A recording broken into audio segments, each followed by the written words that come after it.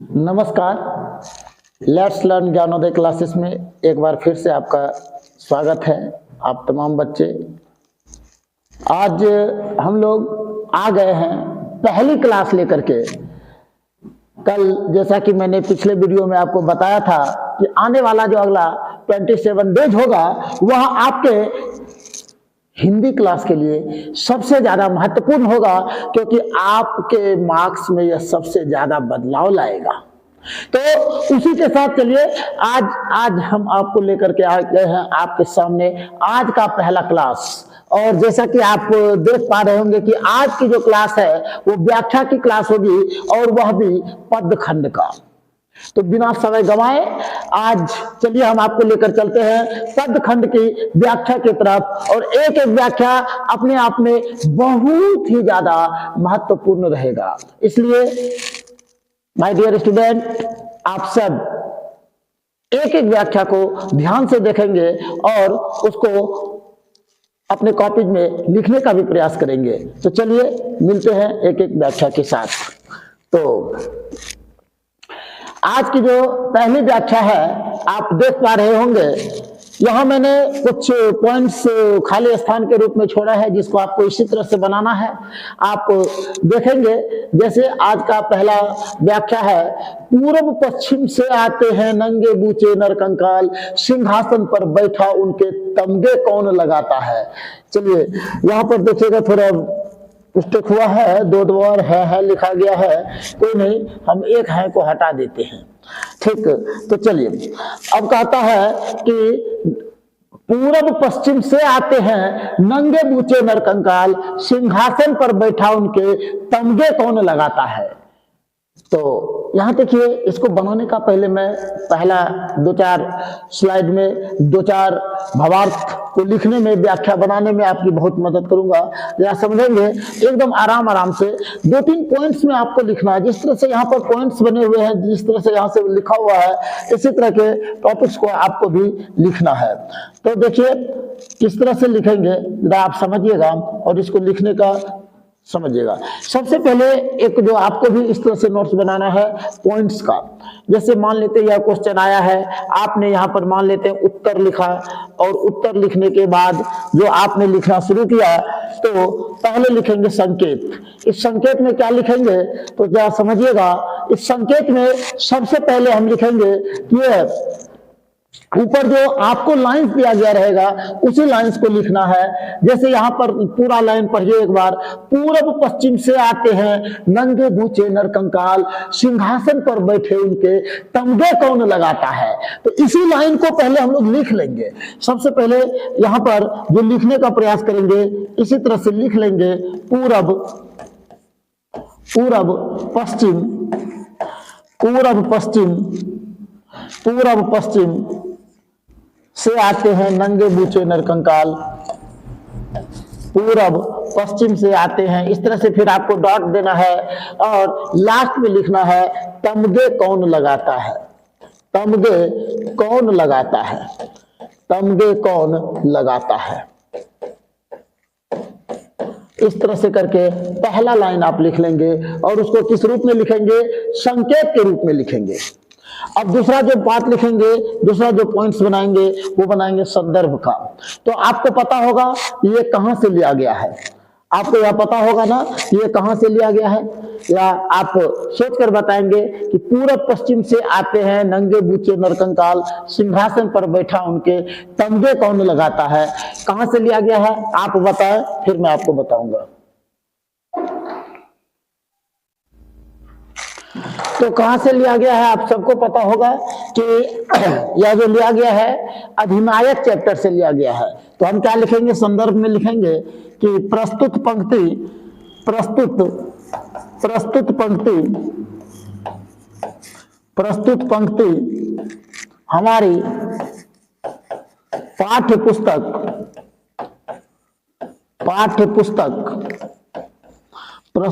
हमारी पाठ्य पुस्तक दिगंत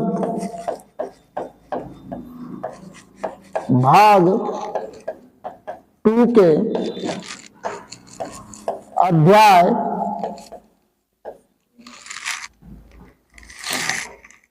क्या नाम है अध्याय का? आपको पता होगा, अधिनायक।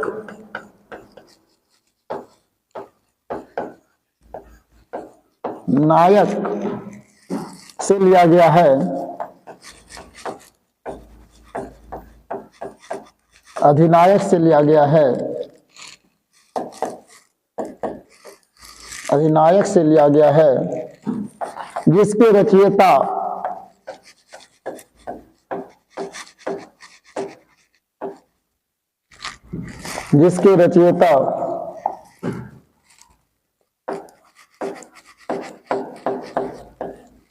जिसके रचयिता रघुवीर सहाय,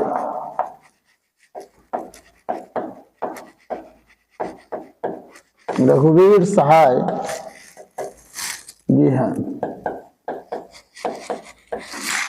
तो देखिएगा, सबसे पहले हम लोगों को इतना बात लिखना है, और जैसे ही हम लोग इतना बात लिखेंगे आपको यहां तक लिखने का मिल जाएगा 2 नंबर।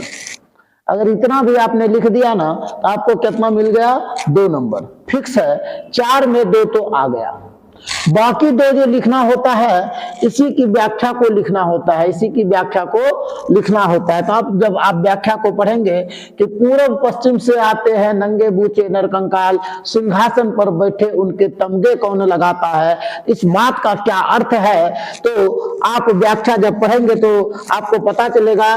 कभी बता रहे हैं कि भारत की अभी अभी जो आम जनता है वह स्वतंत्र और परेशान है, पूरी तरह से एकदम त्रस्त है। संत्रस्त का मतलब क्या हो गया कि भारत की जो जनता है वो यहाँ के नेताओं से क्या है, पूरी तरह से त्रस्त और परेशान है। भारत में आज भी आम जनता जो है नंगी भूखी है। आम जनता कैसी है? नंगी भूखी है। ये दूरों शाम का भोजन आधी जनता को भी नहीं मिल पाता है।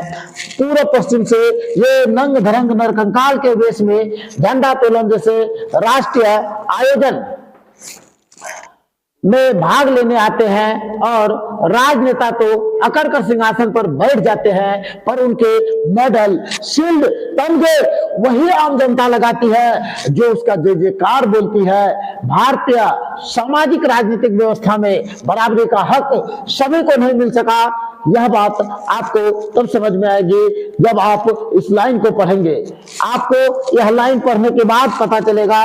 इस लाइन में अधिनायक नाम का जो यह टॉपिक है, इसमें रघुवीर सहाय जी जो तंज कसते हुए भारतीय व्यवस्था पर या भारत के जो ये नेताओं के ऊपर तंज कसते हुए बताया गया है कि हमारे जो राजनेता है वह तो सिंहासन पर अकड़ कर बैठ जाते हैं, लेकिन उसके मेडल और तमगे और शील्ड वही आम जनता लगाती है और उसका जय भी बोलती है।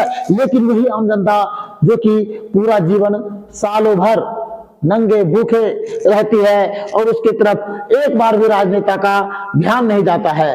राजतंत्र, तानाशाह तंत्र तो पहले से ही फेल थे।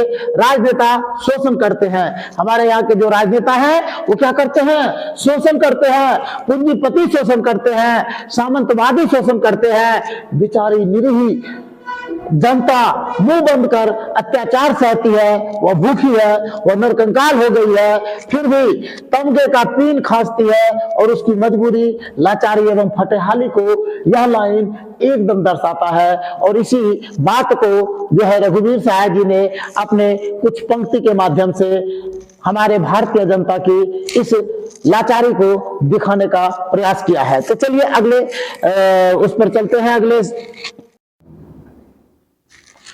चलिए, तो दूसरा जो है, भोजन करी नंद अचमन लीन्हो मांगत सुर जुठनिया, ये कहां से लिया गया है? तो आप सबको पता होगा। सबसे पहले कैसे लिखना, तो लिखने की शैली जो मैंने आपको बताया है वही मोस्ट इंपोर्टेंट है। आप सबसे पहले लिखने की शैली को समझेंगे। जैसे संकेत सबसे पहले लिखना है कि ऊपर जो दिया गया लाइन होगा उसी लाइन को आपको ऊपर का 1-2 शब्द लेकर के फिर बीच में डॉट डॉट करके नीचे वाले शब्द को लेना है। तो जैसे देखिएगा क्या लिखा हुआ है कि ऊपर जो लिखा हुआ है, भोजन करी नंद अचमन लीन्हा मांगत सुर जुठनिया, तो भोजन करी उसी तरह से उसको लिख लेंगे। और दूसरा जो पॉइंट्स बनाएंगे वो संदर्भ का मतलब होता है संकलन, कहां से लिया गया है। तो कहां से लिया गया है, तो प्रस्तुत पंक्ति हमारी पाठ्य पुस्तक दिगंत भाग 2 के पद पाठ से लिया गया है, या पद अध्याय से लिया गया है, जिसके रचयिता सूरदास जी है। जिसके रचयिता कौन है? सूरदास जी है। तो चलिए क्या कहते हैं, इस पंक्ति के माध्यम से जरा समझने का प्रयास करते हैं। तो कवि सूरदास जी जो है बालक कृष्ण की जूठन मांग रहे हैं। इस लाइन के माध्यम से वो क्या कर रहे हैं? बालक कृष्ण की जूठन मांग रहे हैं नंद जी से। किनसे मांग रहे हैं? नंद से। वो कहते हैं कि कवि की भक्ति पराकाष्ठा को पहुंची हुई है। कवि की जो भक्ति है भगवान श्री कृष्ण के प्रति इतनी ज्यादा आराध्य है, भगवान श्री कृष्ण उनके इतने बड़े आराध्य है, उनकी भक्ति पराकाष्ठा को पहुंची हुई है, वात्सल्य रस के इस पंक्ति से भरा हुआ। यह जो लाइन है वात्सल्य रस से भरा हुआ है, भाव पक्ष कला पक्ष दोनों के अपने पराकाष्ठा पर है। और इस लाइन के माध्यम से कुछ इसी तरह से बताने का प्रयास करते हैं कि सूरदास जी है वो कहते हैं कि श्री कृष्ण के भोजन करने के बाद जो कुछ भी जूठन के रूप में बच जाएगा, मैं उस जूठन को ग्रहण करना चाहूंगा प्रसाद के रूप में। किस रूप में? प्रसाद के रूप में। आप सबको भी शायद पता होगा प्रसाद हम लोग बहुत ही श्रद्धा भाव से ग्रहण करते हैं। पता है क्यों करते हैं? क्योंकि ऐसा माना जाता है कि प्रसाद जब भी ग्रहण करना चाहिए दोनों हाथों से एकदम श्रद्धा भाव से करना चाहिए।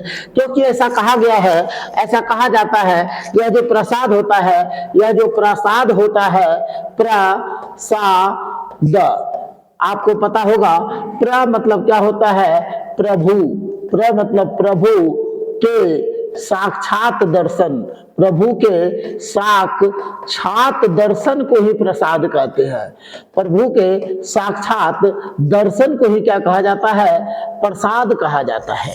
इसलिए हम लोगों को प्रसाद जब भी ग्रहण करना चाहिए एकदम पूरे श्रद्धा भक्ति भाव से ग्रहण करना चाहिए। तो ऐसा सूरदास जी भी कहते हैं कि इनसे कहते हैं, नंद महर्षि से कहते हैं कि भोजन करी नंदा चमन लीन है मांगत सुर जूठनिया। कवि जी जो है बालक कृष्ण की जूठन मांग रहे, भगवान श्री कृष्ण की जूठन मांग रहे हैं। वो नंद जी से कहते हैं कि कृष्ण जी के भोजन करने के बाद जो कुछ भी उनको जूठन के रूप में प्राप्त होगा, जो कुछ भी उनका जूठन बचेगा वो कृपा कर आप हमें दे। तो मैं भगवान की भक्ति में वो कितना ज्यादा तल्लीन है, भगवान की भक्ति की पराकाष्ठा को बताने का प्रयास किया गया है। वात्सल्य रस की इस पंक्ति में जो है पूरा वात्सल्य रस भरा हुआ है।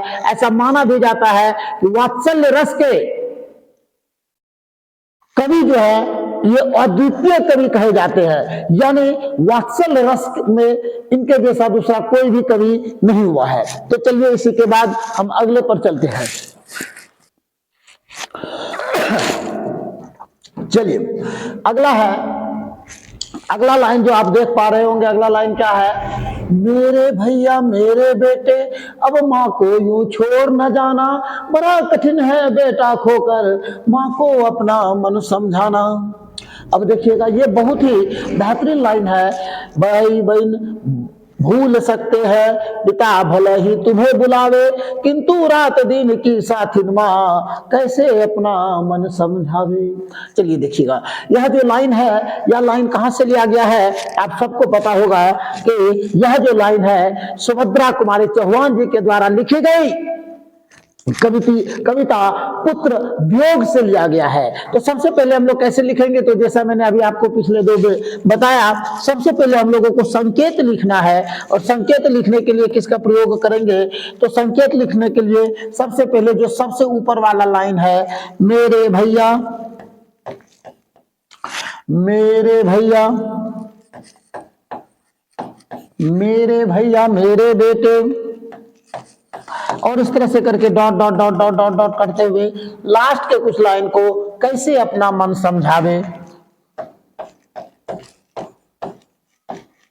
इस तरह से करके लिख देना है। इस तरह से करके लिख देना है। तो इससे क्या होगा, आपको पता चल जाएगा कि कविता में ये कहां से है। अब दूसरा बात क्या लिखना है, संदर्भ लिखना होता है। संदर्भ का मतलब होता है ये कहां से लिया गया है। तो आप सबको पता है यह कहां से लिया गया है, तो यह सुभद्रा कुमारी चौहान जी के द्वारा लिखी गई कविता पुत्र वियोग से लिया गया है। तो आप लिखेंगे कि प्रस्तुत पंक्ति हमारी पाठ्य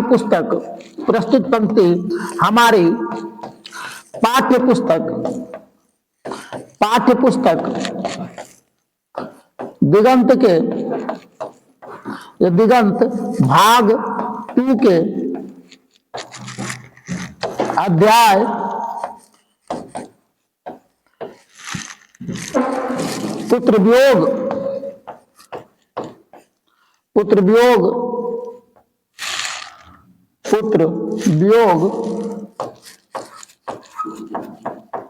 पुत्र वियोग से लिया गया है। पुत्र वियोग से लिया गया है, जिसके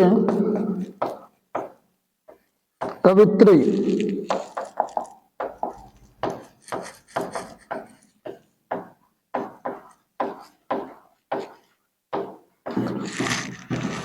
सुभद्रा कुमारी जी चौहान है।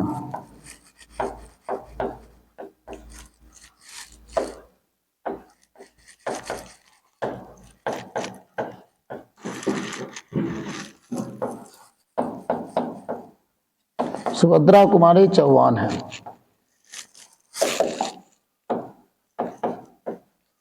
सुभद्रा कुमारी चौहान है। अगर आप इतना लिख देते हैं तो आपको कितना नंबर मिल जाएगा, 2 से 2.5 मार्क्स मिल जाएगा, एकदम हूबहू। ठीक उसी तरह से अगर आप इस तरीके से सजा के लिख देते हैं तो आपको 2 से 2.5 नंबर आराम से मिल जाएगा। अब बाकी जो बचा हुआ है इसकी व्याख्या को हम लोग देखेंगे।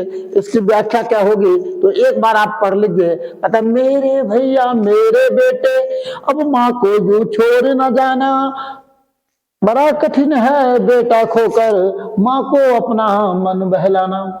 भाई बहन भूल सकते हैं पिता भले ही तुम्हें बुलाए, किंतु रात दिन की साथिन माँ कैसे अपना मन समझावे। अब देखिए यहाँ पर सुभद्रा कुमारी जी चौहान जो हैं वो उनके पुत्र की असामयिक मृत्यु हो जाती है। उनके पुत्र की असामयिक मृत्यु हो जाती है और अपने पुत्र की असामयिक मृत्यु से वो बहुत ही ज्यादा दुखी है। और उसी क्रम में वो बताती है कि वो अपने बेटे से गुजारिश करती है कि पुत्र वियोग में तड़पती हुई शोकाकुल है, और कवित्री सोचती है कि अगर उसका पुत्र पुनः उसे मिल जाए, अगर उसका बेटा उसका पुत्र पुनः उन्हें मिल जाए तो वो अपने पास बैठाकर उनको समझाएंगी कि मेरे पुत्र, मेरे प्रिय पुत्र, मेरे बेटे, मेरे भैया, अब तुम मुझको छोड़कर कभी नहीं जाना, अब तुम अपनी माँ को छोड़कर कभी नहीं जाना, अपनी माँ को छोड़कर कभी मत जाना, क्योंकि एक माँ के लिए सबसे बड़ा दुख उसके बेटे का यूं छोड़कर बिछुड़कर दूर चले जाना ही है। एक माँ जो कि रात दिन की साथी होती है, वह अपने पुत्र के वियोग से इतने अपने मन को दुखी हो चुकी है, उनको पता है कि उनका बेटा अब दोबारा वापस नहीं आ सकता, उनका बेटा दोबारा वापस नहीं आ सकता। फिर भी अपने मन को संतावना देने के लिए एक माँ के लिए बहुत बड़ा कठिन होता है कि वह अपने बेटे को कैसे भूले। एक माँ को कैसे यह बात का यकीन हो कि अब उसका बेटा इस दुनिया में नहीं रहा है। इसलिए माँ अपने हृदय की संवेदना प्रकट करते हुए कहती है कि हे पुत्र, तुम्हारे भाई बहन पिता सब कोई तुम्हें भले ही भुला दे, जो सब कोई तुम्हें भुला सकते हैं, तुम्हारा भाई बहन तुम्हें भुला देगा, यहाँ तक कि तुम्हारे पिता भी भले ही तुम्हें भुला दे, लेकिन वह कुछ समय बाद तुम्हें भूल जाए। पर माँ तो अपने पुत्र की दिन रात की साथिन होती है। एक माँ जो होती है वो अपने पुत्र की दिन रात की साथिन होती है, या उसे अपने गर्भ में पालती है, पोसती है तथा उसे अपने साथ लिए हुए घूमती है। इसलिए वह अपने मन को क्या कह के समझा सकती है, उसके लिए संतोष करना बहुत ही ज्यादा क्या होता है, बहुत ही ज्यादा मुश्किल होता है, संतोष करना संभव नहीं होता है। तो आप इस पंक्ति के माध्यम से इन तमाम बातों को समझ चुके होंगे या समझ गए होंगे। तो चलिए चलते हैं अगले स्लाइड पर। चलिए अब चलते हैं अगले स्लाइड की तरफ, अगले व्याख्या की तरफ। अगला है, देखिए पढ़िएगा इसको। लगती लपा के कंठ बैरिनी के नागिनी सी रुद्र रिझावे दई दई मुंडनी के मालिको। लगती लपा की कंठ बैरिनी के नागिनी सी रुद्र रिझावे दई दई मुंडनी के मालिको। अब देखिए ये लाइन कहां से लिया गया है, जरा आप इसे समझेंगे। आपके ही किताब का यह लाइन है, नाम पढ़ते ही आपको याद आ गया होगा, वही भूषण जी। याद आया कुछ क्या? वही भूषण जी जिसे आप क्लास में बेहतरीन तरीके से पढ़े हैं, एकदम मस्ती के मोड में आकर पढ़े हैं। याद आया कुछ? कवित्व, जो कि आपका 5वां चैप्टर है, नहीं याद आया? तो चलिए इसके मदद से हम लोग देखते हैं। लगती लपा के कंठ बैरिनी के नागिनी सी रुद्र रिझावे दई दई मुंडनी के मालिको। क्या मतलब हुआ इसका? तो ये कहां से लिया गया? सबसे पहले कैसे लिखेंगे हम लोग, तो लिखने के लिए भी सीखते हैं। तो सबसे पहले संकेत को लिखने के लिए हम लोग क्या करते हैं, आपको मैंने बताया है कि आगे का 2 शब्द लगती लपकी, लगती लपकी कंठ बैरिनी के नागिनी सी, लास्ट के मुंडन की माल को इस तरह से करके लिख देंगे, मुंडन की माल को। यह जो लाइन है कहां से लिया गया है, यह अब लिखना है। दूसरा बात क्या लिखेंगे, संदर्भ लिखेंगे। और संदर्भ में क्या लिखेंगे, प्रस्तुत पंक्ति, प्रस्तुत पंक्ति, प्रस्तुत पंक्ति हमारी पाठ्य पुस्तक, हमारी पाठ्य पुस्तक, प्रस्तुत पंक्ति हमारी पाठ्य पुस्तक दिगंत के, दिगंत के, दिगंत भाग 2 के, प्रस्तुत पंक्ति हमारे पाठ्य पुस्तक दिगंत भाग 2 के, दिगंत भाग 2 के किस पाठ से लिया गया है? तो आप सबको पता होगा कि यह जो भूषण जी द्वारा रचित कवित्त पाठ से, किस पाठ से लिया गया है? कवित्त पाठ से लिया गया है, लिया गया है, जिसके रचयिता, जिसके रचयिता कौन है? भूषण जी है।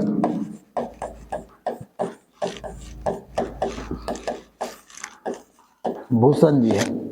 तो यहां तक आप अगर लिख लेते हैं तो आपको आधा नंबर से ज्यादा तो मिल जाएगा, क्योंकि जो शैली से मैंने आपको बताया केवल आपको उसी शैली से लिखना है। आपको पता होगा यह टॉपिक अगर आप नहीं पढ़े हैं तो आप हमें कमेंट बॉक्स में बताएं, मैं आपको यह टॉपिक पूरे तरीके से पढ़ा दूंगा। और बहुत ही बेहतरीन, बहुत ही मजेदार टॉपिक है, जैसा कि आप अपने क्लास में पढ़ चुके हैं बेहतरीन तरीके से पूरे 2 दिन के क्लास में। यह टॉपिक बहुत ही दिलचस्प है, बहुत ही बेहतरीन। अगर आप लोगों को पढ़ना है तो आप जो है कमेंट बॉक्स में बताएं, फिर मैं पूरा क्लास, पूरा वीडियो इसका, इस टॉपिक का यानी कवित्त पाठ का पूरा वीडियो, पूरा सेशन मैं डाल दूंगा। तो चलिए क्या कहते हैं, फिर से एक बार पढ़ ले। लगती लपा की कंठ बैरिनी के नागिनी से रुद्र रिझावे दई दई मुंडनी के मालिको। यहाँ पर कवि भूषण जी ने छत्रसाल की तलवार की प्रशंसा करते हुए क्या कहा है? उनकी तलवार जहरीली नागिन के समान तीव्रता से लपक कर दुश्मनों के गले से लिपट जाती है। लगती लपकी कंठ बैरिनी के नागिनी से, ऐसा लगता है जैसे ही छत्रसाल की तलवार दुश्मनों के गले से लगती है ना, लपक कर उनके कंठ को दुश्मन नागिन के जैसे उनके कंठ से लगती है और पल भर में उसका सर धड़ से अलग कर देता है। लगती लपा की कंठ बैरिनी के नागिनी सी रुद्र ही रिझावे दई दई मुंडनी के मालिको। यानी कवि भूषण जी ने छत्रसाल महाराज की वीरता और उनकी तलवार की प्रशंसा करते हुए कहते हैं कि उनकी तलवार जहरीली नागिन के समान तीव्रता से दुश्मनों के गले से लिपटकर क्षण भर में ही देखते देखते उसके सिर को उसके धड़ से अलग कर देती है। और यह दृश्य देखकर ऐसा लगता है, यह दृश्य देखकर कवि को ऐसा लग रहा है कि जैसे स्वयं मृत्यु के देवता भगवान शिव को प्रसन्न करने के लिए सिरों की मुंड यानी सिरों की माला उन्हें अर्पित की जा रही है। आप समझ पा रहे होंगे कितना एक दो लाइन के, केवल 2 लाइन में आपको कितना आनंद आया होगा। तो पूरा जो चैप्टर है इसी तरह से वीरता से भरा हुआ, वीर रस से भरा हुआ है। और यहाँ पर एक एक लाइन में बहुत ही बेहतरीन बातें बताई गई है, एकदम वीरता की बातें बताई गई है। तो अगर आपको पूरा टॉपिक देखना है तो आप कमेंट बॉक्स में बताएं, मैं आपको पूरा टॉपिक पढ़ा दूंगा। तो चलिए, इसका अर्थ आप समझ गए होंगे। तो अगले तरफ चलते हैं। चलिए अगला तरफ चलते हैं। हाँ, यह भी देखिए कितना बेहतरीन, यह कहां से लिया गया? निक्षत ज्ञान से मयूख प्रलय भानु कैसी, फाड़े तुम से गई नंदन के जाल को। यह भी आप देखते ही आपको पता चल गया होगा कहां से लिया गया है। तो यह भी आपके उसी भूषण जी के द्वारा लिखी गई कविता टॉपिक से लिया गया है। आपको पता है ना, इसमें छत्रसाल की वीरता का वर्णन किया गया है। निक्षत ज्ञान से मयूख प्रलय भानु कैसी, हारे तुम से गई नंदन के जाल को। चलिए तो लिखते हैं फटाफट। सबसे पहले कैसे लिखेंगे? संकेत को लिखेंगे। तो आपको पता है संकेत को लिखने के लिए कुछ नहीं करते हैं। निक्षत ज्ञान से मयूख प्रलय भानु कैसी, हारे तुम से गई नंदन के जाल को। आपको इसी तरीके से क्या करना है? सबसे पहले आपको संकेत लिख लेना है गैनंदन के जाल को। सबसे पहले इस तरह से क्या करना है? संकेत लिख लेना है। फिर आपको पता ही है, अभी तुरंत मैंने बताया ये कहां से लिया गया है, कहां यह संदर्भ क्या है। तो आपको पता है यह संदर्भ क्या है। तो कवित्व पाठ से याद है ना। प्रस्तुत पंक्ति हमारी पाठ्य पुस्तक, लिखिएगा फटाफट के अंदाज में। प्रस्तुत पंक्ति हमारी पाठ्य पुस्तक, प्रस्तुत पंक्ति हमारी पाठ्य पुस्तक दिगंत के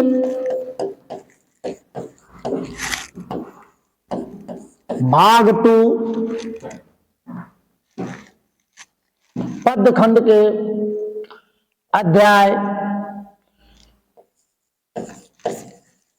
पदखंड के अध्याय कवित्व से लिया गया है।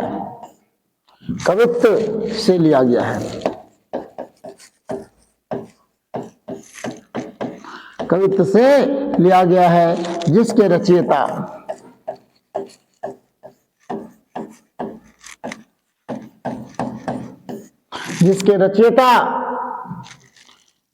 भूषण जी हैं।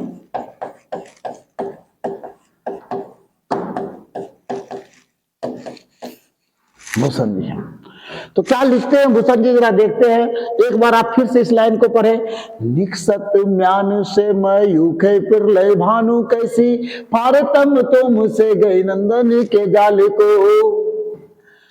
अब जरा पढ़ते हैं और समझते हैं इसके लाइन को। क्या कहते हैं कि छत्रसाल की वीरता का वर्णन करते हुए, छत्रसाल की वीरता का वर्णन करते हुए भूषण जी कहते हैं कि युद्ध भूमि में जब छत्रसाल की तलवार म्यान से इस प्रकार चमचमाते हुए निकलती है, जैसे परले के समान सूर्य की भयंकर किरणें निकलती हो।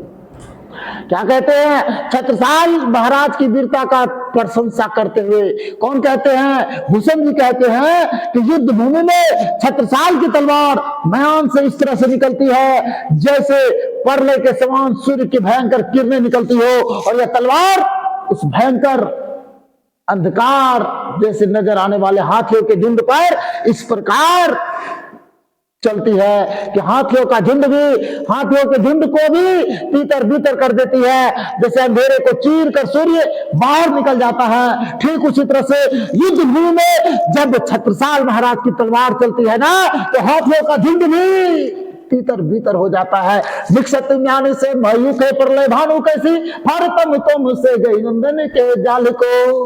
तो इसका मतलब होता है कि छत्रसाल की वीरता का वखान करते हुए भूषण जी कहते हैं कि म्यान से जब तलवार निकलती है तो ऐसा लगता है जैसे युद्ध भूमि में सिर्फ और सिर्फ छत्रसाल महाराज ही हों और उनकी तलवार चमचमाते हुए निकलती है, सूर्य के समान, सूर्य की किरणों के समान चमचमाते हुए नजर आती है। और यह तलवार भयंकर अंधकार को चीरते हुए हाथियों के झुंड को भी तीतर बीतर करने की क्षमता रखती है। तो इस तरह से यह जो लाइन है आपने देखा। चलिए अगले लाइन की तरफ, चलिए अगला देखते हैं। सुर कवित्व सुनी कौन कवि जो नाहे सिर चालन करे। आपको पता होगा ये कहां से लिया गया है, तो यह छप्पे का लाइन है। तो सबसे पहले हम लोग संकेत लिखते हैं। संकेत में क्या लिखेंगे भाई, तो सुहू बहु वही जो ऊपर लिखा हुआ है उसी बात को हम लोग क्या करेंगे, लिख लेंगे। चलिए लिखते हुए आगे बढ़ेंगे।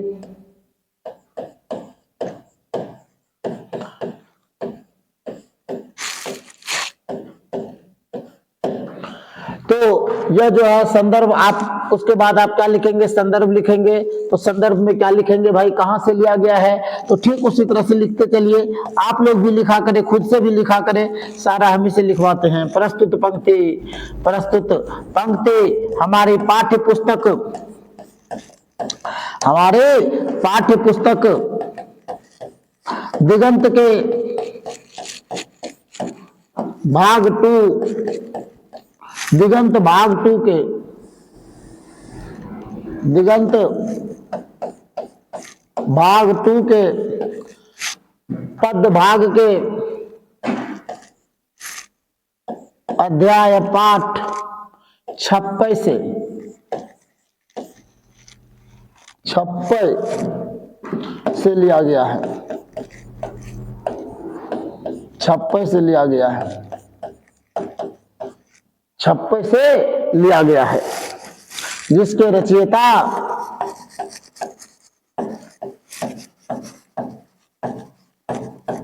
रचयिता कौन है, नाभादास जी हैं।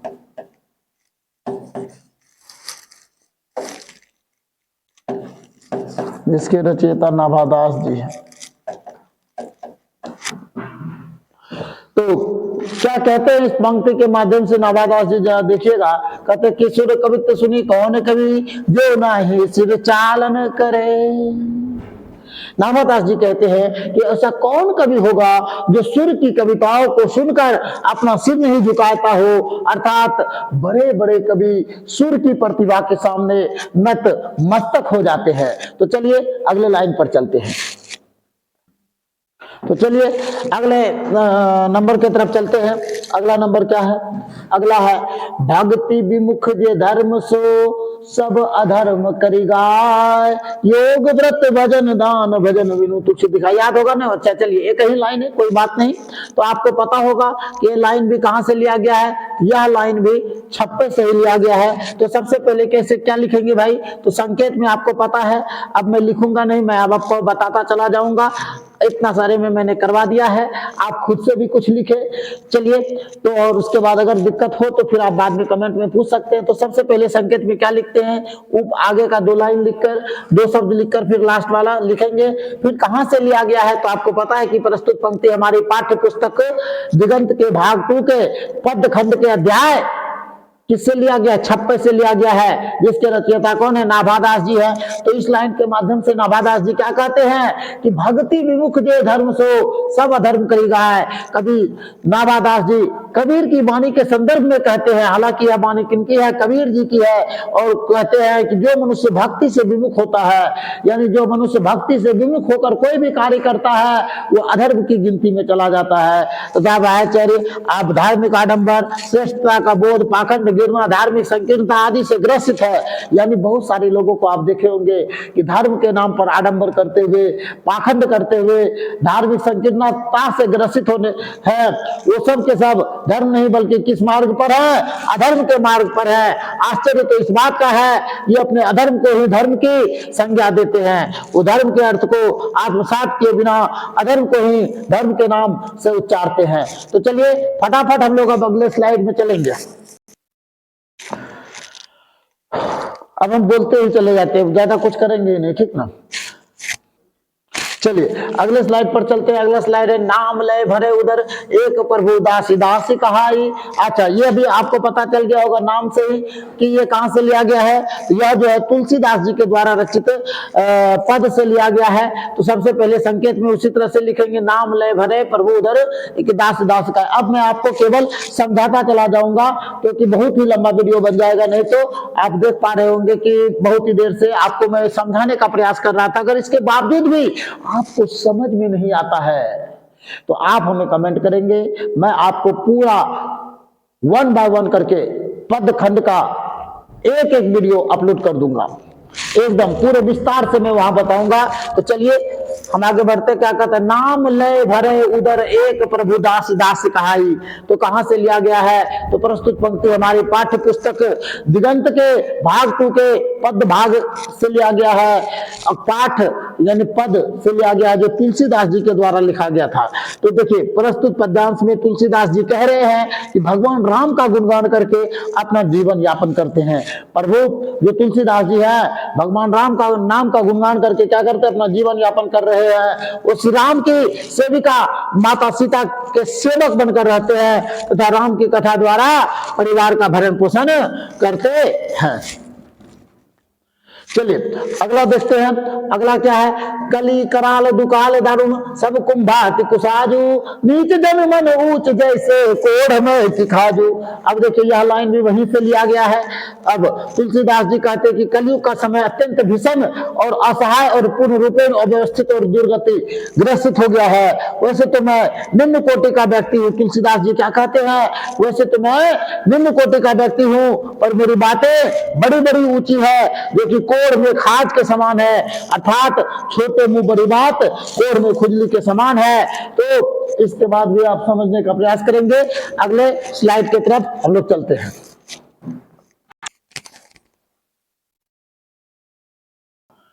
तो चलिए आगे हम लोग देखते हैं। 9 क्वेश्चन हम लोग कर चुके हैं, 10वें क्वेश्चन की तरफ चलते हैं। 10वां क्वेश्चन कहता है पेट भरी तुलसी ही जेवाइए भगति सुधा सुनाजू।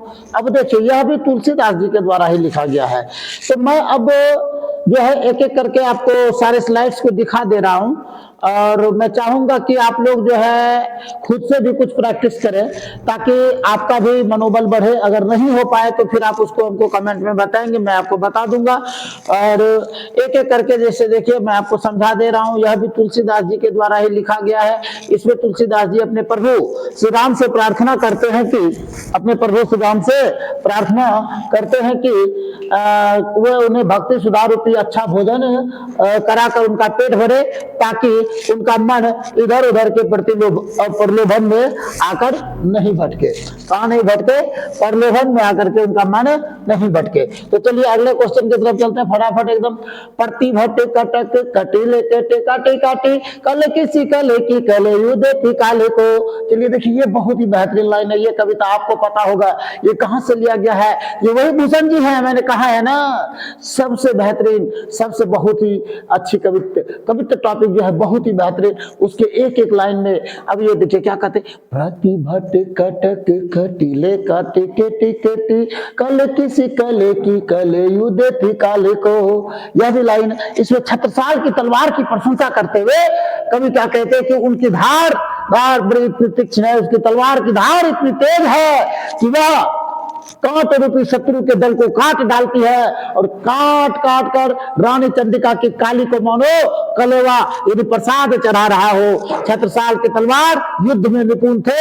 जब शौर्य संपन्न छत्रसाल के म्यान से तलवार निकलकर शत्रु के दल पर वार करते हैं, वो प्रलय सूर्य की किरण की तरह घन सघन अरिगज समूह के अंधकार को फाड़ डालती है।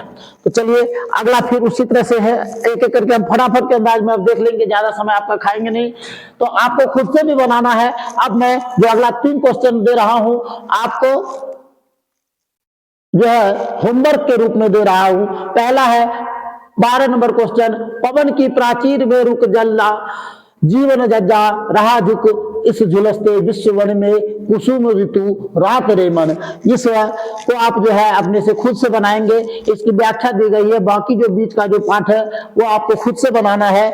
अगला जो है, अगला कहता भाई बहन भूल सकते हैं पिता भले ही तुम्हें भुलावे किंतु रात दिन के साथ माँ अपना मन कैसे समझावे। शायद हम पीछे भी यह क्वेश्चन कर चुके हैं, ये एक ही के साथ मिला हुआ था, तो यह भी मैंने समझा ही दिया है, यह भी आपका होमवर्क है।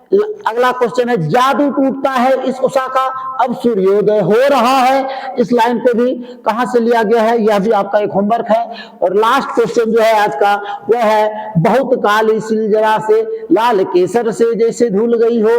तो यह भी एक आपका होमवर्क है। ये 3 क्वेश्चन जो कि मैंने होमवर्क के रूप में आपके लिए छोड़ा है, इसको भी आप अपने से घर में करेंगे। और चलिए आज जो है हम लोग इतना ही करेंगे, लेकिन ध्यान रहे तो आज जो है हम लोग इतना ही करेंगे।